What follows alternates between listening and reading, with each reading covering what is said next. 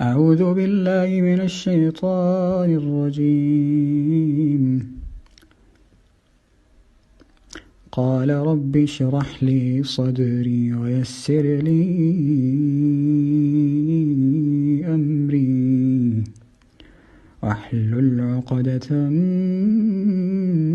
من لساني يفقه قولي واجعل لي وزيرا من أهلي هارون أخي اشدد به أزري وأشركه في أمري.